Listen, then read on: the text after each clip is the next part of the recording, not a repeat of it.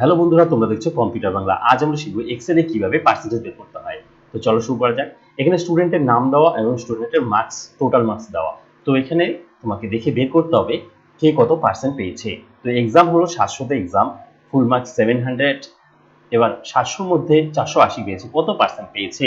এইভাবে আমরা ক্যালকুলেট করতে পারি খাতার মধ্যে অথবা ক্যালকুলেটরে।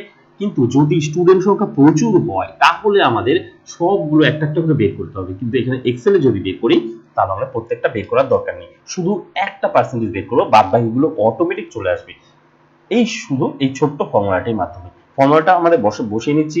ফর্মুলাটা হলো সমান সমান ফার্স্ট ব্র্যাকেট অপটিং মার্ক মানে প্রাপ্ত নাম্বার কত পেয়েছে, 480 পেয়েছে। এই সেলটার নাম আমরা লিখে নিচ্ছি, সেলটার নাম C2, কলামটা সি, রোটা হলো 2, C2 লেখার পর এখানে কি বলছে স্ল্যাশ মানে ডিভাইডেড, সিম্পল ডিভাইডেড, এটা ভাগের কাজ করবে। তারপর টোটাল মার্কস, আমরা জানি 700 এ এক্সাম, ফাইনাল এক্সাম 700 তে এক্সাম।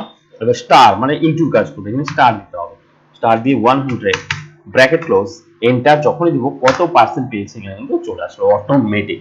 তো এইভাবে আমরা পার্সেন্টটা বের করে নিব। 68.57%, 57 প্রথম আমরা দুটো সংখ্যা দেবো, পরবর্তী সংখ্যাগুলো না দিলে হবে। এবার পরবর্তী স্টুডেন্টগুলো কত পার্সেন্ট পেয়েছে সেগুলো আমরা বের করে নিচ্ছি। একটা জাস্ট এখানে ডাবল ক্লিক করতে হবে, পরবর্তী স্টুডেন্টগুলোর প্রত্যেকটা পার্সেন্টেজ এখানে কিন্তু চলে আসলো, কে কত পার্সেন্ট পেয়েছে। তো এইভাবে আমরা কন্টিনিউ বের করে দিতে পারি। এখানে শুধু মার্কসটা বসাতে হবে, যে কোনো মার্কস যখনই আমরা বসাবো, যেমন 600 যদি আমরা 50 বসাই, এখানে যখনই এন্টার দিব অটোমেটিক মার্কসটা কিন্তু চলে আসলো, পার্সেন্টেজটা চলে আসলো। এইভাবে আমরা পার্সেন্টেজ বের করে দিতে পারি যদি স্টুডেন্ট সংখ্যা প্রচুর হয়। তো ভিডিওটি যদি ভালো লেগে থাকে তাহলে অবশ্যই লাইক করবে এবং পরের ভিডিওটি আপডেট পেতে চ্যানেলটিকে সাবস্ক্রাইব করে পাশে আসা বেল আইকনটিতে প্রেস করে রাখবে। ধন্যবাদ।